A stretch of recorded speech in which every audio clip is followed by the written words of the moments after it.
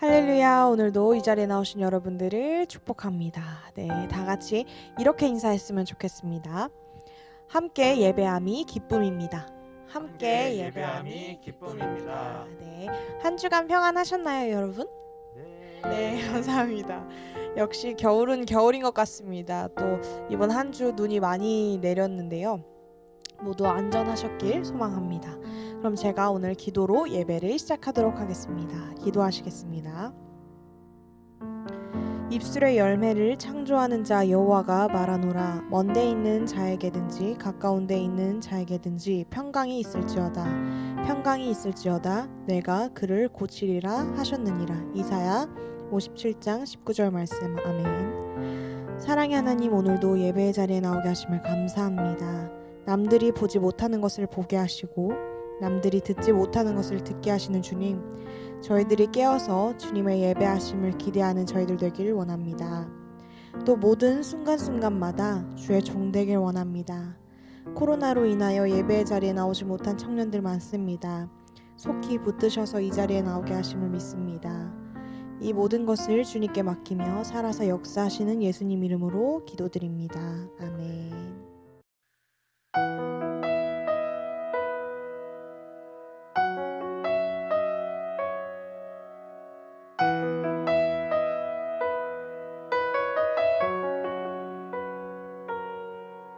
내 입술의 말과 나의 마음의 묵상이 주께 연락되길 원하네.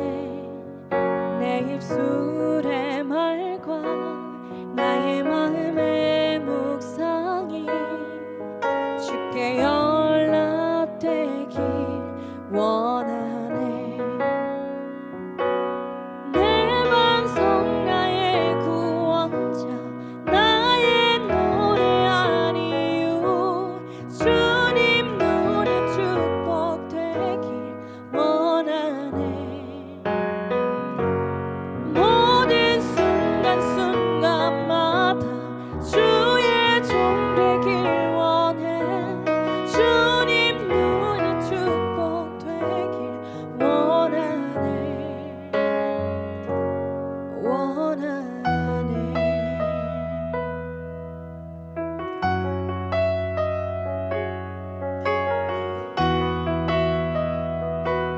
처음부터 고백하겠습니다. 내 입술의 말과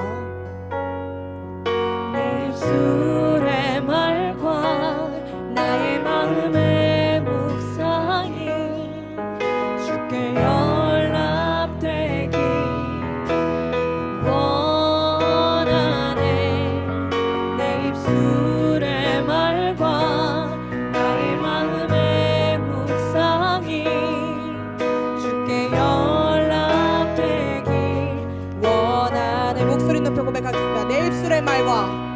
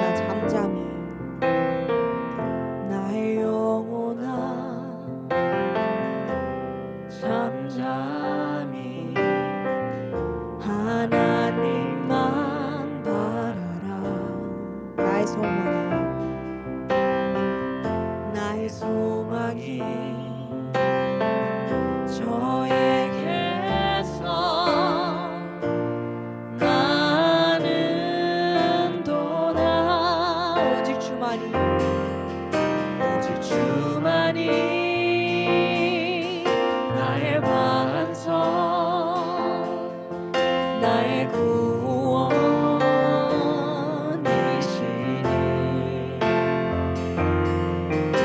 오직 주만이 나의 산성 내가 요동치 아니하리. 다시 처음부터 가겠습니다. 나의 영혼이 간절히 나의 영혼이 간절히 여호와를 갈망하며 나의 입술이 여호와를 찬양하리. 나의 영혼이 즐거이 나의 영혼이 즐거이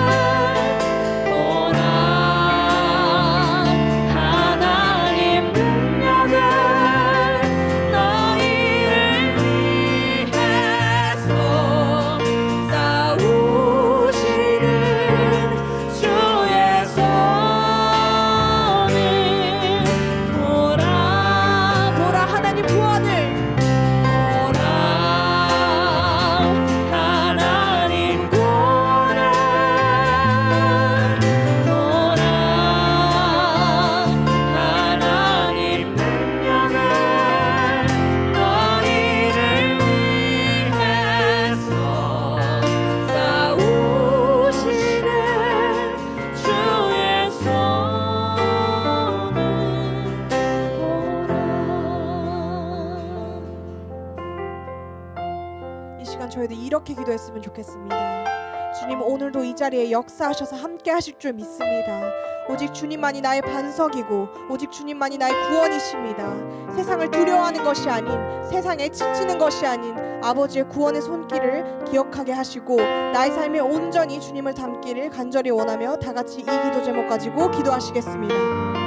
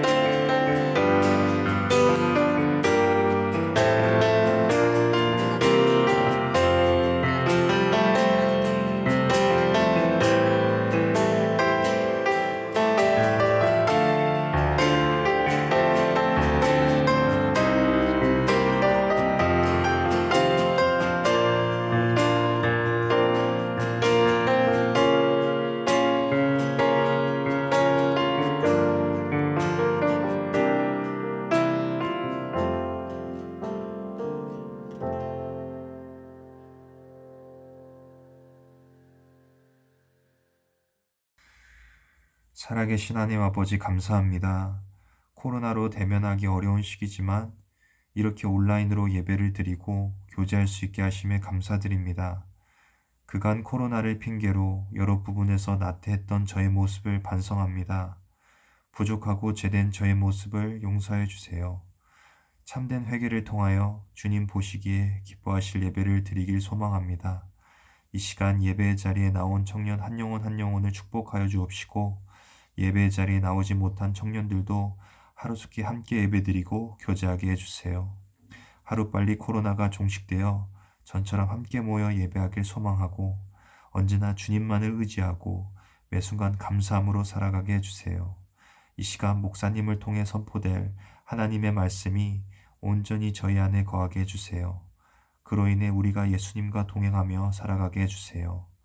모든 악에서 구하여 주실 주님을 믿사오며 살아서 역사하시는 참사랑이신 우리 주 예수 그리스도의 이름으로 기도드렸습니다. 아멘. 안녕하세요. 영동제일교회 청년 여러분, 한 주간 잘 지내셨나요? 2021년 1월 17일 오늘 청년부 예배에 오신 것을 진심으로 환영합니다. 오늘 저희들이 함께 보실 말씀이 있는데요. 오늘 함께 보실 말씀은 열왕기상 21장 1절부터 6절까지 말씀이 되겠습니다. 함께 보실 말씀은 열왕기상 21장 1절부터 6절까지 말씀이 되겠고요. 그리고 아시는 분도 계실지 모르겠는데 오늘 말씀을 통하여 나봇의 포도원에 관하여 알아보도록 할 거예요. 그래서 오늘 제가 설교 제목도 나봇의 포도원 사건으로 짓게 되었습니다. 자, 그러면 오늘 말씀을 한번 저와 함께 봉독해 보도록 하시겠습니다. 제가 화면을 넘겨드리도록 하겠습니다.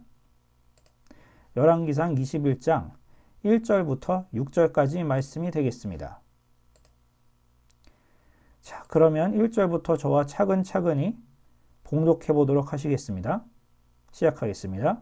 그 후에 이 일이 있으니라. 이스라엘 사람 나봇에게 이스라엘에 포도원이 있어 사마리아의 왕 아합의 왕궁에서 가깝더니 2절 아합이 나봇에게 말하여 이르되 내 포도원이 내 왕궁 곁에 가까이 있으니 내게 주어 채소밭을 삼게 하라. 내가 그 대신에 그보다 더 아름다운 포도원을 내게 줄 것이요 만일 내가 좋게 여기면 그 값을 돈으로 내게 주리라. 3절 나봇이 아합에게 말하되 내 조상의 유산을 왕에게 주기를 여호와께서 금하실지로다 하니. 자, 그럼 다음 화면으로 넘어가 보도록 하겠습니다.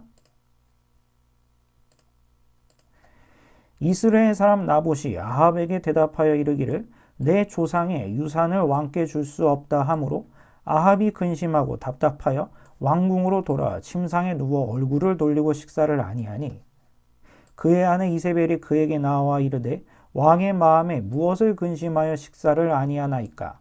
마지막 절 읽어보도록 하겠습니다. 왕이 그에게 이르되 내가 이스라엘 사람 나봇에게 말하여 이르기를 내 포도원을 내게 주어 돈으로 바꾸거나 만일 내가 좋아하면 내가 그 대신에 포도원을 내게 주리라 한즉 그가 대답하기를 내가 내 포도원을 내게 주지 아니하겠노라 하기 때문이로다. 아멘. 잘 읽으셨나요? 자, 그럼 오늘 이 말씀이 성령님께서 저희들에게 어떠한 메시지를 주시는지 한번 설교 시간으로 들어가 보도록 하겠습니다. 자, 그럼 시작해 보도록 하겠습니다. 자, 청년 여러분들 한 주간 잘 지내셨나요? 오늘 설교 주제의 중요한 키워드를 제가 먼저 말씀드리고 이제부터 본격적으로 설교 이야기를 해보도록 하겠습니다. 오늘 중요한 키워드는 바로 땅입니다. 땅. 정말 중요한 키워드인데요. 근데 제가 오늘 먼저 땅 이야기를 하는 것은 요즘 우리 사회에 이슈가 되고 있는 이 부동산에 투자를 하라던가 어디 집가가 올라가니까 거길 빚내서 사라던가 그런 이야기를 하는 건 당연히 아닙니다. 땅의 일반적인 개념과 그리고 이따가 차후에 제가 성경적인 개념을 함께 설명해 보고자 합니다. 이 땅이라는 것은 인류가 문명이 시작된 이후에 부와 권력을 상징하는 중요한 개념 중에 하나였어요. 돈이나 군사력뿐만이 아니고 이 땅을 많이 차지한다는 것은 그 땅을 많이 차지한 사람 또는 국가가 굉장히 많은 업적과 그리고 큰 권력을 소유했다는 것을 의미하기도 합니다. 대표적인 예로 한때 고대의 정말 중요한 제국이었던 로마 제국도 굉장히 장성했었을 때는 유럽과 아프리카와 그리고 아시아를 잇는 이 세계 대륙을 전부 점령했던 지중해를 전부 자신들의 이제 제해권에 두었던 강력한 면모를 보였고 그리고 이후에 등장한 여러 가지 제국들과 대영 제국도 그렇고 그리고 동아시아로 말할 것 같으면 몽골 제국도 이제 강력한 영토가 강력한 힘과 권력을 상징하는 것으로 저희들은 잘 알 수 있습니다. 자, 그러면 이 땅과 관련돼서 먼저 오늘 함께 보신 열왕기상에 등장하는 이 나봇의 포도원에 관련된 에피소드를 제가 요약해서 말씀드리고 그 다음에 이어서 성경에 관련된 땅 이야기를 한번 해보도록 할게요. 오늘 본문에 등장한 주요 인물 두 사람이 있는데요. 첫 번째 인물은 지난 시간에도 주요 인물을 담당하였던 그 못된 왕의 대명사 아합이었고요. 이번에 처음 등장한 인물로서 바로 나봇이란 인물이 있습니다. 그럼 이제부터 스토리텔링을 해보도록 하겠습니다. 저 북이스라엘 지역에 이스르엘이라는 지역이 있습니다. 이스라엘이 아닙니다. 이스르엘입니다. 지금도 있는 지역인데요. 예나 지금이나 이 이스라엘 지역은 이스라엘에서 유명한 곡창지대 중에 하나로서 드넓은 평야가 있는 곳이고 사실상 이스라엘 사람들에게 있어서 식량 창고라고 불려질 정도로 정말 많은 농산물들이 나오는 지역이에요. 지금도 마찬가지예요. 그래서 여러분들이 혹시 수입 농산물들 중에서 이스라엘산 석류나 무화과나 포도나 이런 것들 보면은 이스라엘 지역에서 재배된 것일 확률이 굉장히 높습니다. 거의 절반 정도가 이스라엘에서 나오는 농산물 중에 절반 정도가 현재 이스라엘 평야에서 나옵니다. 근데 고대 이스라엘에서도 이스라엘은 정말 중요한 곡창지대였는데요. 이 이스라엘 지역에 나봇이란 자가 있었는데 이 나봇이 이 이스라엘 지역에서 꽤나 괜찮은 포도원을 운영했던 농장주였던 것으로 추정이 됩니다. 근데 그 당시 실권자였던 아합이 이 나봇이 가지고 있던 포도원을 굉장히 탐내게 됩니다. 그래서 나봇에게 가서 다음과 같은 제안을 하는데요. 그 제안이 생각보다 달콤했습니다. 크게 두 가지 중에 하나를 선택하라고 하는데요. 나봇아, 너가 가지고 있는 그 포도원을 나한테 달라. 대신에 무조건 달라는 것이 아니라 내가 왕이지 않느냐. 그러니까 너가 가지고 있는 포도원보다 훨씬 넓고 아름다운 포도원을 줄게. 그러니까 너가 가지고 있는 그 포도원을 달라. 아니면 너가 원한다면 포도원이 아니라 돈으로 더욱더 잘 쳐줘서 환산해 줄 테니까 돈으로 준다면 너가 더 다른 곳에 투자할 수도 있고 좋지 않겠느냐 하면서 두 가지 제안을 하게 됩니다. 첫 번째는 더 넓고 더 아름다운 포도원으로 바꿔줄게. 아니면 너가 원한다면 두 번째는 돈으로 환산해서 더 값을 잘 쳐줄게. 사실 나쁘지 않은 제안이죠. 여기서 나봇의 선택은 무엇일까요? 저희들이 나봇이었다면 어떻게 했을까요? 나봇은 굉장히 단호하게 나왔습니다. 제가 가지고 있는 이 포도원은 조상 대대로 유산으로 받은 것이고, 그리고 아합 당신에게 나의 포도원을 거래로서 넘기는 것은 그것은 하나님께서 금하실 일입니다. 라고 하면서 단호하게 거절합니다. 하나님의 이름까지 걸고서 말할 정도로 굉장히 단호하게, 그래도 국가 지도자 아합인데 아합을 향하여 굉장히 단호하면서도 굉장히 담대하게 거절을 하고 있는 모습을 볼 수가 있습니다. 그러자 아합이 굉장히 화가 난 이야기입니다. 여기까지 성경 이야기를 일단 해보도록 할게요. 근데 여기서 제가 한 가지 질문 하나를 드리도록 하겠습니다. 바로 나봇이 아합의 제안을 거절할 때 하나님의 이름을 대면서 거절했다는 것이 좀 이상하지 않네? 그렇지 않네? 나봇이 지금 포도원 농장주인데 아합 당신에게 지금 나의 포도원, 이 포도원을 넘기는 것은 하나님께서 금하실 일이다. 이렇게 이야기하는 게 조금 생각해보면 이상해요. 제가 한번 예를 한번 들어볼게요. 요즘 당근마켓이라는 어플이 유행이라고 해요. 여러분들도 아마 하고 계신 청년들이 계실지도 몰라요. 근데 한번 예를 한번 들어볼게요. 여러분들이 스마트폰을 바꿀 때가 됐는데 우연히 당근마켓을 봤는데 상당히 괜찮은 조건의 아이폰 또는 이제 삼성폰 아니면 유명한 스마트폰 제품들이 막 올라왔어요. 기수도 거의 안 가고 근데 가격은 굉장히 저렴하면서 합리적이고 그리고 오래 쓰지도 않아서 거의 신품에 가까운 거예요. 그래서 여러분들이 그 판매자와 이제 당근마켓을 걸고 거래를 걸었어요. 그래서 논현역에서 그 판매자와 만났는데 그 판매자가 여러분들에게 이렇게 이야기하는 거예요. 당신에게 이 폰을 팔고 거래하는 것은 하나님께서 금하실 일입니다.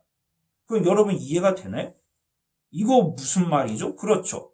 지금 그런 정도로 좀 황당한 거예요. 아니 나봇이 지금 포도원 농장의 지금 주인이고 지금 아합이 지금 거래를 하자 더 좋은 조건의 값을 쳐주겠다 또는 다른 포도원으로 내가 바꿔줄 테니까 너가 가지고 있는 포도원을 나한테 넘겨서 거래를 하자 하는데 지금 나봇이 하는 이야기가 아니 포도원이면 포도원이고 지금 포도원의 운영자가 자기인데 왜 하나님의 이름을 이야기하면서까지 내가 당신에게 포도원을 넘기는 것은 그건 하나님이 금하신 일이다 하면서 거절할까? 이거 이해가 안 되지 않나요? 그래서 이제부터 구약에 등장하는 땅의 개념을 제가 조금 자세하게 설명해드릴 필요가 있습니다. 이 설명이 끝난 뒤에 나봇이 왜 하나님의 이름을 언급하면서 아합의 거래를 거절하는지 이해하실 수 있을 것입니다. 그럼 이제부터 시작하도록 하겠습니다. 구약의 땅의 개념은 참 여러 가지 의미가 있지만 저는 가장 제가 오늘 본문과 관련되어 있는 중요하게 여기는 사안 딱 두 가지만 말씀드리도록 하겠습니다. 대표적으로 알 수 있는 성경 구약 본문은 바로 여호수아서입니다. 하나님께서는 그 전에 광야 생활을 하고 있는 이스라엘 백성들을 향하여 누누이 약속을 하셨습니다. 장차 너희들 조상들이 살고 있었던 아브라함과 이삭과 야곱이 살던 그 가나안 땅, 젖과 꿀이 흐르는 그 가나안 땅을 내가 너희들에게 주겠노라. 이렇게 말씀하셨고 그 언약대로 하나님께서는 신실하신 하나님께서는 정말로 그것을 시행하셨습니다. 그래서 이제 두 번째 민족의 지도자가 된 여호수아 때 이제 여리고성 함락을 시작으로 가나안 땅에 있는 그 땅에 살고 있는 이방 민족들을 전부 몰아내고 상당 부분 많은 땅을 차지하게 되었어요. 그럼 차지하게 되었으니 두 번째 미션이 있는데 두 번째 미션은 이제 이 지파들에게 이 전투에 참가한 지파들에게 골고루 이 땅을 분배하는 건데 이 분배하는 미션 중에서 여기서 그들이 취했던 방식이 굉장히 놀랍습니다. 특이한 점은 무엇이냐 하면은 이 땅을 그들이 분배를 할 때 회의나 토론이나 언쟁을 통해서 땅을 분배받은 것이 아니고 제비뽑기를 통해서 분배를 받았어요. 이거 좀 이상하지 않나요? 아니, 땅을 분배받고 앞으로 우리와 그리고 앞으로 우리 후손들이 계속 이 땅에 머물고서 살아가야 될 이러한 중차대한 사안을 제비뽑기로 정했다는 거예요. 이런 말이 당연히 나와야 되지 않을까요? 저기 여호수아여, 우리 지파는 다른 지파보다 훨씬 인구가 많지 않습니까? 그러면 더 넓은 지역을 차지해야 됩니다. 이런 의견도 표현할 수 있겠고, 우리 지파는 다른 지파보다 목축업을 더 잘하니까 목축업을 하는데 더 좋은 조건의 땅을 받아야만 합니다. 또는 우리 지파는 좀 상인들과 이런 사람들이 많으니까 해변가가 딸려있는 지역을 좀 받아야 되겠습니다. 뭐 이런 의견 표현을 할 수 있지 않을까요? 보통 현대사회를 살아가는 저희들은 이러한 의견 교환과 이러한 토론과 회의를 통하여 충분히 자신들의 의견을 개진할 수 있고 서로 타협점을 맞아서 분배를 받고 이득을 나눌 수 있는 게 당연한 사회인데, 근데 그런 회의나 토론은 전혀 하지 않고 모여서 한다는 것이 제비뽑기예요. 그러면 이게 무슨 의미인지 아시나요? 결국에는 이스라엘 민족이 땅을 지금 차지한 것은 맞지만 그들이 모여서 제비뽑기를 통하여 땅을 분배했다는 것은 사실은 땅을 분배한 것이 아니고 제비뽑기를 통하여 원래 주인이신 하나님께 우리가 땅을 하나님께로부터 분배받기를 원한다라는 신앙적인 표현이에요. 즉, 우리가 지금 땅을 차지한 것은 맞지만 원래 실소유주는 하나님이시고 하나님 원래 소유주이시고 원래 주인이신 이 땅의 주인이신 하나님이 앞으로 우리에게 땅을 분배해 주시길 원합니다라는 그러한 신앙적인 표현으로 제비뽑기를 했다는 거예요. 맞습니다. 여기서 알 수 있는 구약 성경에 등장하는 첫 번째 땅의 개념은 말이죠. 구약 시대의 사람들은 가나안 땅에 입성한 이후에도 그 땅의 원래 주인은 하나님이시라는 그러한 개념을 가지고 있었어요. 그러니까 나봇이 왜 아합의 거래를 거절했는지 이해가 되시나요? 내가 지금 이 이스라엘 땅에 거주하면서 포도원 땅을 가지고 있는 자이긴 하지만 이것이 아무리 조상 대대로 내가 물려받았다 할지라도 이 땅의 원래 주인이 하나님인데 왜 원래 주인인 하나님을 제쳐놓고 당신 아합이 왜 거래를 거느냐? 당신은 그럴 만한 자격이 없다는 거예요. 원래 주인인 하나님이 계신데 당신이 거래할 입장이 되느냐는 거예요. 그건 아무리 당신이 왕이라 할지라도 그러할 자격이 없다는 그런 신앙적인 표현이라는 거예요. 이러한 나봇이 아합의 거래를 거절한 것은 그냥 거래를 거절한 것처럼 표면적으로 보일 수 있겠지만 사실상 구약시대에 등장했던 땅의 개념에 관하여 굉장히 바른 신앙의 태도를 고수하고 있었던 믿음의 인물이었다는 사실을 저희들은 알 수 있습니다. 그리고 두 번째 구약에 등장하는 땅의 개념이 있어요. 하나님께서는 이제 이스라엘 민족들에게 땅을 분배하시면서 그들에게 다시 한번 약속을 하셨는데요. 너희들이 분배받은 그 땅에서 나와의 언약을 계속 지키고 말씀을 청종하고 말씀에 떠나지 않는다면은, 그리고 그 땅에서 내가 맡긴 사명을 잘 행한다면 너희들과 너희들 후손 만대까지 걸쳐서 내가 계속 복을 부어줄 것이지만 나와의 언약을 어기고 내가 맡긴 사명을 제대로 행하지 않으면은 그 땅에서 너희들의 삶이 길지 않을 것이다라는 경고의 말씀도 하셨어요. 즉 무슨 이야기일까요?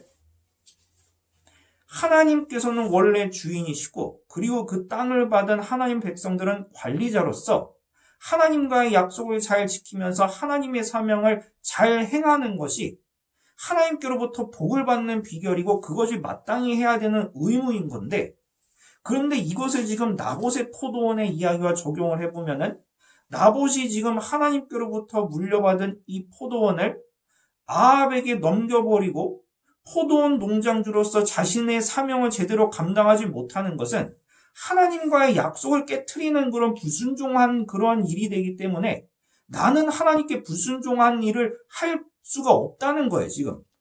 그러니까 지금 이 나봇이 단 한마디로 딱 잘라서 내가 가지고 있는 포도원은 조상 대대로 받은 유산이면서도 그리고 당신에게 거래하는 것은 그리고 당신에게 포도원을 넘기는 것은 당연히 하나님께서 금하시는 것이기 때문에 나는 절대 당신의 요구를 들어줄 수가 없습니다라는 말이 당연히 나올 수밖에 없다는 거예요. 이 아합이 정권을 잡고 북이스라엘이 타락해가고 있는 와중에서도 끝까지 신앙과 성경적인 진리를 지키고자 했던 믿음의 인물이면서도 의인의 면모를 보여주는 것이 바로 나봇이었다는 것입니다. 바로 오늘 본문에 등장한 나봇의 상징성은 바로 어렵고 혼탁한 시대라 할지라도 하나님의 법도를 버리지 않고 하나님께서 알려주신 의대로 행하고자 하는 의인의 전형을 보여주고 있어요. 이것이 바로 나봇을 통하여 보여주고 있는 하나의 상징성입니다. 그럼 아합은 무슨 상징성을 가지고 있을까요? 여기서 저희들이 주목해야 될 두 번째 특징이 있습니다. 아합이 바로 나봇을 향하여 거래를 제안했다는 것 바로 그 자체입니다. 이게 중요합니다. 요즘 시대를 살아가는 여러분 생각에는 아니 거래 좀 제한할 수 있지 뭐 그렇게 생각하실 수 있겠지만 이 성경이 쓰여진 이 고대 시대 사회를 생각하면 이게 생각보다 말이 안 된다는 걸 또 알 수 있을 거예요. 무슨 의미일까요? 아합은 명실공히 지금 이 북이스라엘의 국가 지도자고 인간 중에서는 아합보다 위가 없어요. 아합이 최고예요.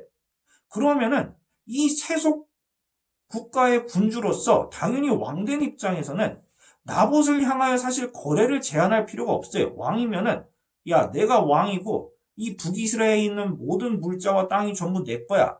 나봇아 너가 가지고 있는 포도원 나한테 그냥 줘. 뭐 싫다고? 여봐라 저놈을 당장 저 시건방진 놈을 당장 옥에 가둬서 주리를 틀어라. 이렇게 말해도 되는 입장이에요. 거래를 제한할 필요가 없이 그냥 뺏으면 돼요. 물론 나중에 비판은 많이 받겠지만 왕이라면 그럴 수 있어요. 조선시대 왕들도 가지고 싶은 것이 있었다면 아마 그렇게 했겠죠. 우리나라 왕들도. 과거에 민주공화정이 발달하기 전에 전제군주 시절에 그리고 고대 시대의 이런 왕의 위치는 그냥 다 뺏으면 되고 그냥 다 내 거 하면 되는 거예요. 거래를 제한할 필요가 없어요. 그런데 아합은 나봇에게 거래를 제한하고 그 거래도 불평등하고 불합리한 그런 거래도 아니에요. 놀라운 것은 뭐냐면 굉장히 아합이 눈을 낮춰서 나봇과 마치 같은 신분인 것처럼 굉장히 자기 자신을 낮춰서 나봇이 굉장히 혹할 만한 제안을 한다는 거예요. 나봇아, 그 포도원 나한테 넘기지 않을래? 대신에 내가 왕이잖아. 더 좋고 아름다운 포도원을 줄게. 이건 너한테 이제 불합리한 조건은 아닐 텐데. 그리고 한술 더 떠서 또 이렇게 이야기합니다. 포도원이 혹시 마음에 안 들면은 이제 더 다양한 곳에 쓸 수 있게끔 내가 돈으로 환산해서 더 돈을 잘 쳐줄게. 나봇 입장에서 봤을 때는 솔직히 남는 장사처럼 보여요. 굉장히 합리적으로 보여요. 아합 입장에서도 굳이 이렇게 거래를 제한할 정도는 아닌데 왜 굳이 자신의 눈높이를 나봇까지 낮추면서 자신이 어쩌면 더 손해볼지도 모를 이럴 제안을 나봇에게 하는 것일까요? 성경은 지금 아합이 생각보다 괜찮은 인물이라는 사실을 재평가하고자 하기 위해서 그런 걸까요? 의외로 아합이 나쁜 놈만은 아니라는 사실을 지금 알려주고 지금 새로운 면모, 의외로 반전 매력이 있다는 것을 지금 알려주고자 하는 것일까요? 전혀 그렇지 않습니다. 아까도 말씀드렸듯이 구약에서 땅의 개념을 제가 두 가지로 말씀드리면서 결국엔 나봇이 상징하는 것은 어렵고 혼탁한 시대 속에서도 그래도 하나님의 법도와 하나님의 의를 지키고자 하는 의인의 전형이 바로 나봇에 관한 상징성이라면은 아합이 왕임에도 불구하고 굳이 이러한 달콤한 거래를 제안한다는 것은 무엇이냐 하면 말이죠. 이 땅을 살아가는 하나님의 자녀들과 그리고 하나님의 사명과 하나님의 일을 해야 되는 하나님의 백성들을 무너뜨리기 위하여 세상과 마귀가 결탁하면서 하는 거래는 굉장히 달콤한 유혹처럼 다가온다는 사실을 지금 아합의 제안을 통하여 지금 상징적으로 보여주고 있다는 거예요. 이 영상을 보고 계신 청년 여러분들, 이 땅 가운데 하나님의 뜻대로 하나님의 의대로 행동하고자 하고 하나님께서 명하신 분부대로 이 땅 가운데 저희들이 바르고 선하고 의롭게 살길 원하는데 세상과 마귀는 결탁하여서 저희들을 하루에도 여러 번씩 자꾸 하나님의 법도를 떠나게 만들고 자꾸 하나님의 의 바깥으로 자꾸 우리들을 내몰고 자꾸 끌어내게 만들어요. 그런데 그 방식이 강압적이거나 그리고 굉장히 고압적인 방식은 별로 없어요. 야, 하나님 믿는 너 누구누구야? 야, 하나님 섬기는 너 누구누구야? 너 자꾸 하나님 말씀 따르면 내가 너 넘어뜨리고 너 계속 저주하게 할 거고 너 하는 사업마다 전부 힘들게 할 거야? 내가 마귀가 돼가지고 더 못된 마귀가 돼가지고 너 하나님 명령 따르면은 내가 너 더 힘들게 만들 거야? 이렇게 고압적이고 강요하는 그러한 모습은 사실은 별로 없고 마귀가 저희들을 무너뜨리고 자꾸 하나님 말씀에 불순종해 하기 위한 가장 많이 쓰는 방법 중에 하나는 말이죠. 바로 하나님의 일을 따르는 것과 그리고 세상과의 타협해서 하나님의 일을 불순종하는 것 중에 둘 중에 하나를 선택하게끔 이야기하는데 하나님의 일을 포기하는 것이 훨씬 더 이득인 것처럼 그렇게 이야기를 한다는 거예요. 아합의 제안을 보세요. 하나님께서 물려주신 그 땅 포기해. 하나님께서 맡겨주신 그 포도원 일 포기해. 근데 그거 포기하면은 너는 다른 땅에서 더 좋은 포도원 읽을 수 있고 아니면 포도원 일 아예 하지 말고 더 많은 돈을 얻어서 떵떵거리면서 다른 사업 할 수 있잖아. 언제까지 하나님께서 주신 그 고리타분한 조상태로 물려받은 그 사명 언제까지 할 거야? 왜 그렇게 살아야 되지? 적당히 타협하면 되고 적당히 세상 일을 하면 되는데 왜 그렇게 무식하게 왜 그렇게 고리타분하게 살지? 이런 식으로 유혹해요. 계속 하나님의 일을 따르면 마치 우리가 별로 이득이 되지 않을 것처럼 근데 세상과 타협하고 세상 일을 하고 그리고 적당히 하나님의 일을 무시하고 하나님과의 약속을 어기면서 살면 그게 마치 더 합리적인 것이고 그게 마치 저희들에게 더욱더 이득이 될 것처럼 자꾸 그렇게 유혹을 하는 것이 마귀의 가장 전통적이면서도 효과적인 방식이라는 사실을 이런 아합의 거래를 통해 지금 성경은 상징적으로 보여주고 있다는 거예요. 이게 바로 세상과 마귀가 우리를 유혹하는 모습이다라고 그렇게 상징적으로 보여주고 있다는 거예요. 이해가 되시나요? 시간을 훨씬 거슬러 올라가서 인류 최초의 커플 아담과 하와 그리고 이 하와에게 뱀이 꼬드겼을 때 뱀이 어떻게 불순종하도록 꼬드겼을까요? 너 하와야 너 선악과 안 먹으면 나한테 이렇게 이 주먹으로 맞을 줄 알아 이렇게 이야기했나요?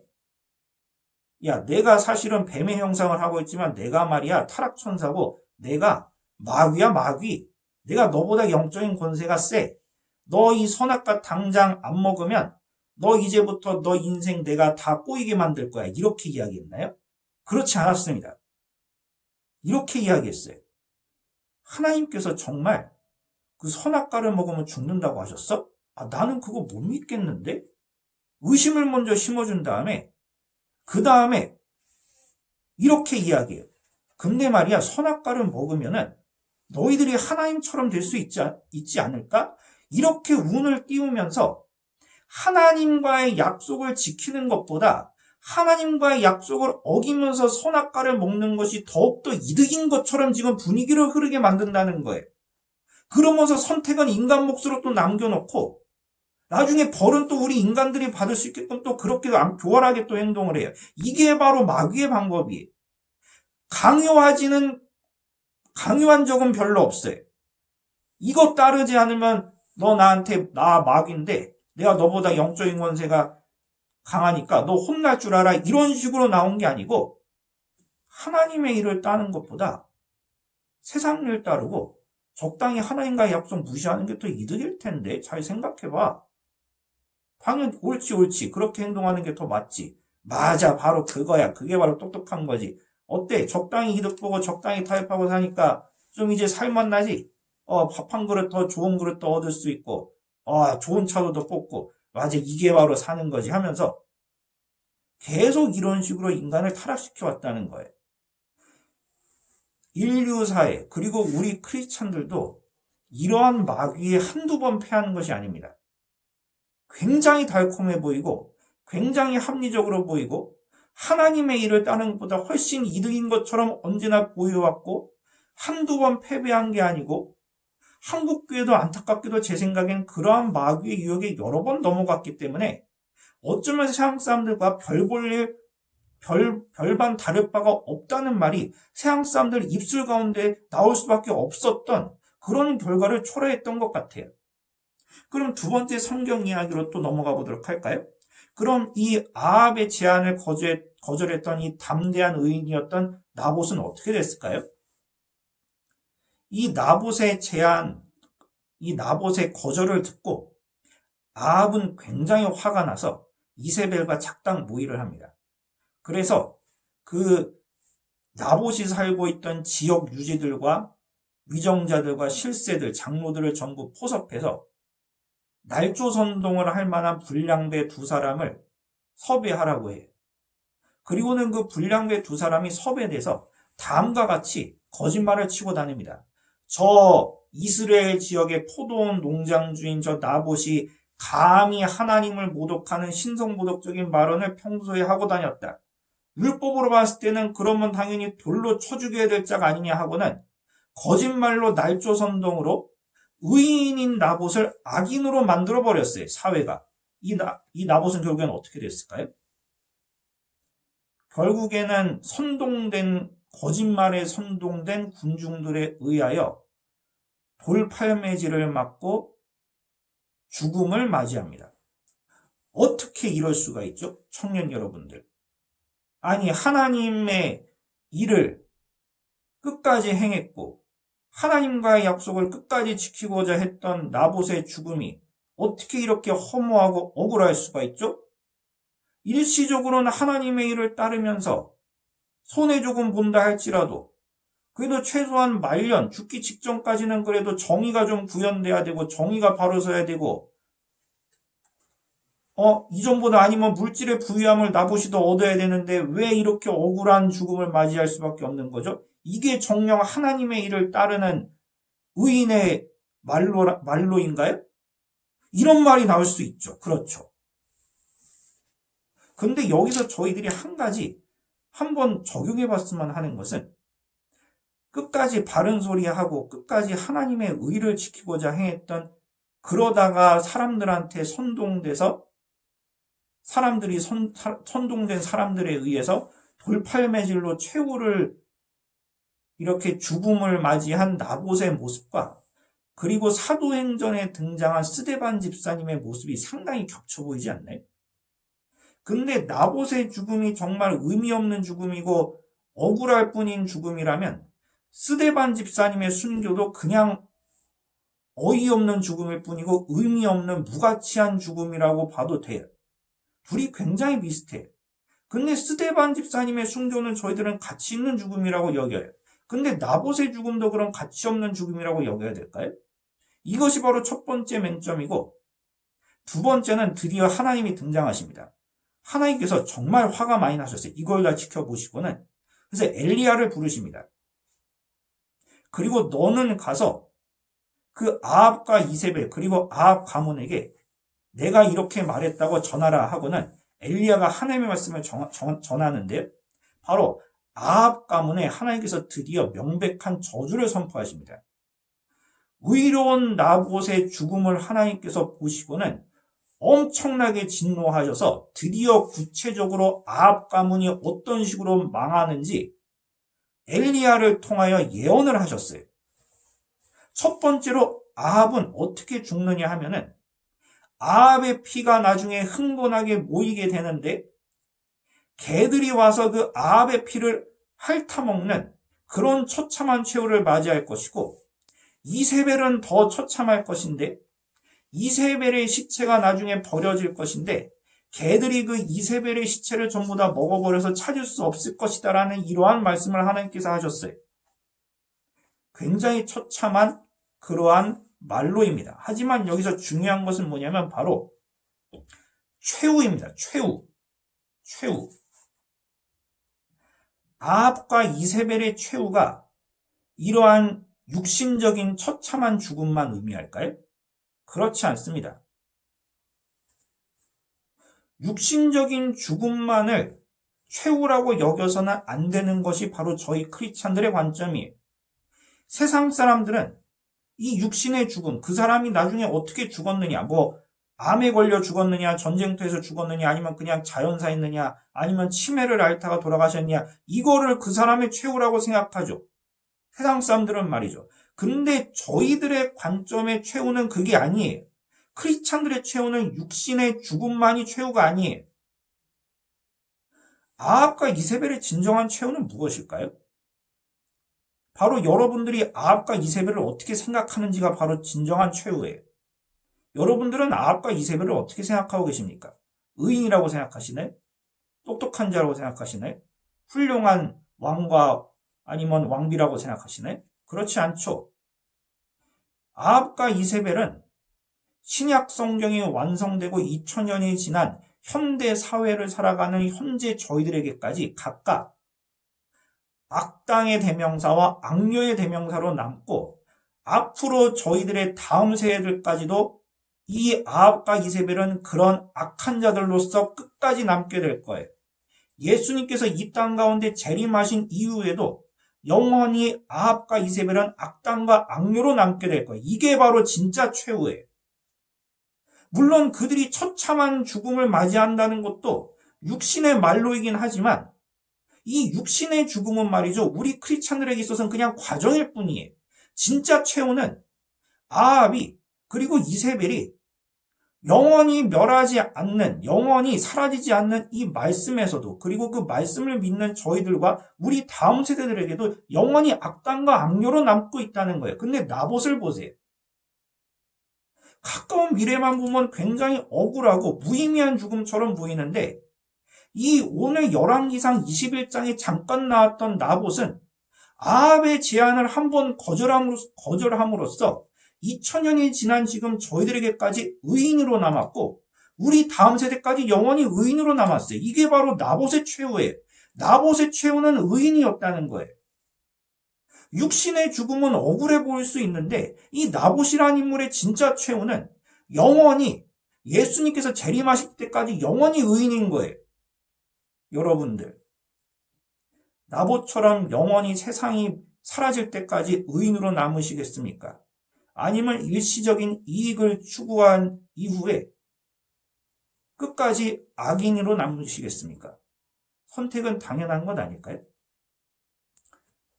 크리스찬들은 말이죠, 최후를 바라보는 사람들이 그 최후를 바라봤기 때문에 기독교가 무너지지 않고 저희들까지 계속 이어져 왔고 앞으로도 계속 이어져 나갈 거예요. 초대교회 교인들이 왜 박해받으면서까지 진리를 지키고자 했을까요? 왜 종교개혁자들이 왜 그러한 카톨릭의 공격과 카톨릭과 연합한 황제들과 강력한 군주들에게 있어서 피해 다니면서도 왜 계속 진리를 지키고자 했을까요? 그들에게 있어서 최후는 육신의 죽음이 최후가 아니었기 때문이에요. 크리스찬들에게 있어서 최후는 크게 세 가지가 있어요. 여러분들이 잘 알고 있는 것들이면 바로 하나님의 나라에 가는 것이 최후예요.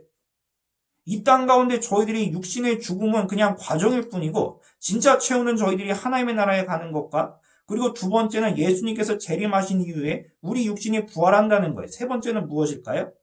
바로 이때까지 제가 계속 말씀드렸던 것입니다.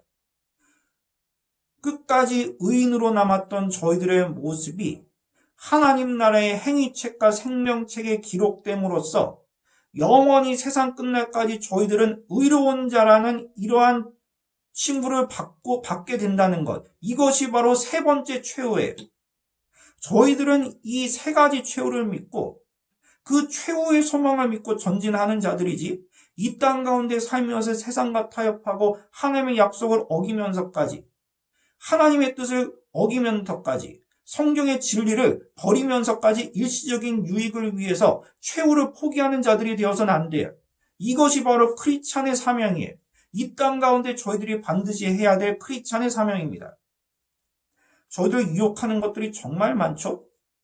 저희들은 일과 시작하는 월요일부터 교회에서만 살 것도 아니고 교회 안에 있는 공동체와 계속 공동체원들만과만 계속 살아간 사람들은 아니잖아요.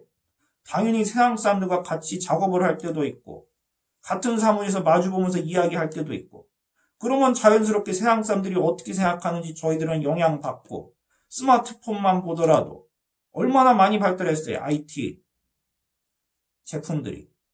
뭘 해도 세상과 저희들은 영향을 받을 수밖에 없어요. 그러면 하루에도 저희들은 유혹을 받아요. 아, 성경적으로는 이게 올바른 것인데 세상은 저게 올바른 거라고 이야기하는데 성경적으로 봤을 땐 저건 딱 봐도 잘못됐는데. 근데 저희들은 선택의 기로에 서 있어요.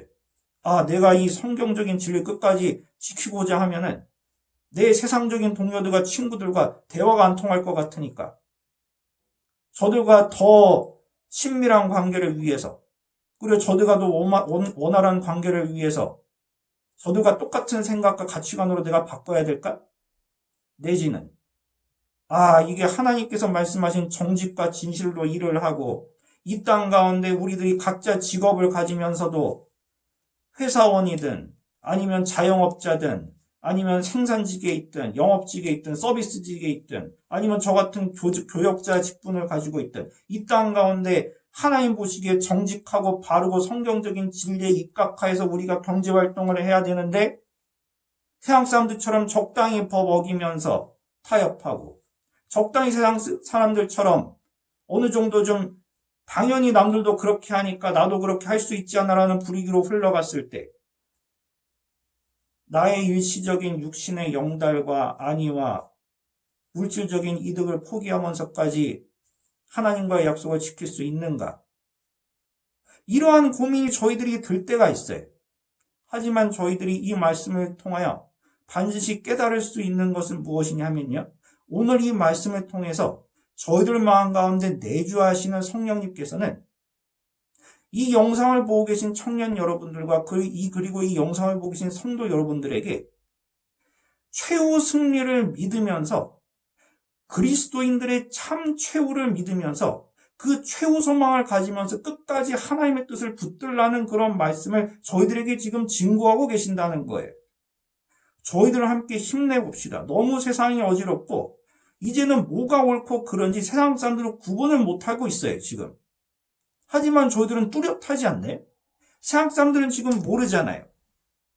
뭔가 있어 보인다는 뛰어난 학자들과 방송계 언론인들이나 유명한 위정자들이나 굉장히 선량해 보이는 유명인사들, 그 중에 상당수가 치부가 드러나기도 하고 때로는 그들의 무능함이 드러나기도 해서 이제는 세상 사람들이 뭐가 옳고 그런지 모르는, 지금 다 제 소견에 옳은 대로 행동하는 사사기 말기 같은 시기가 됐잖아요. 근데 저희들은 자연스러운 건 무엇이냐면, 그리고 굉장히 당연하게 여길 수 있는 부분은 무엇이냐면, 저희들은 예나 지금이나 교과서로 삼을 만한 게 이미 있어요. 성경이잖아요. 이 성경. 어려운 부분인가요? 세상 사람들은 지금 완전 내비게이션을 잃은 초행길처럼 어디로 가야 될지 모르는데 이미 저희들은 내비게이션도 있고 성경이라는 내비게이션도 있고 하나님의 뜻도 이미 알고 있는데, 어쩌면 저희들이 지난 시간에도 제가 마지막에 이야기했듯이 지금이 기회일 수 있습니다. 세상 사람들이 아무것도 모르고 혼돈하고 이 세상 사람들이 이 세상을 보면서 지금 실망하고 있잖아요. 지금 그렇잖아요. 비기독교인들도 지금 우리 한국 사회와 전 세계 돌아가는 상황을 보면서 세상 사람들이 같은 세상 사람들을 보면서 실망하고 있고 뭐가 옳은지 지금 모르고 있잖아요. 근데 저희들은 이미 답을 알고 있고 어떻게 사는 것이 진정으로 하나님 보시기에 의로운 삶을 사는지 이미 알고 있잖아요.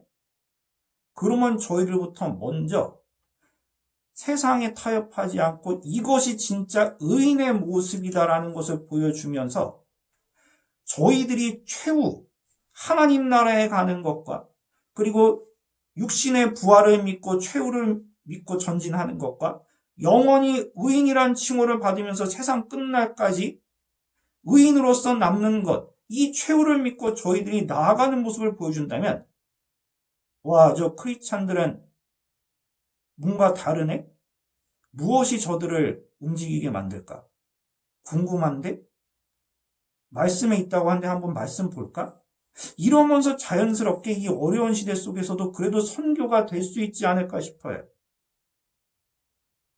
마지막으로 말씀드리지만 이 어려운 시대일수록 단순히 예전처럼 그냥 지하철 앞에서 티슈 나눠주면서 단순히 예수님 믿으세요 이 정도는 안 되고 이 세상과 진짜로 뭔가 다르다, 정신적으로나 무언가 다르다라는 것을 보여주는 것이 진짜 선교의 방법이 될 것 같은데 그것 중에 하나가 어쩌면은 세상 사람들은 일시적인 육신의 안위와 이득을 취하지만 저희들은 최후를 믿고 그 최후를 위해서 헌신하고 주의 일을 감당하는 모습을 보여주는 것이 아닐까 싶습니다.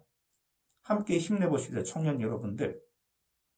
오늘 이 말씀을 믿으면서 청년 여러분들 전부가 나보처럼 이 세상 끝날까지 의인으로 남기를 간절히 바랐고 원합니다.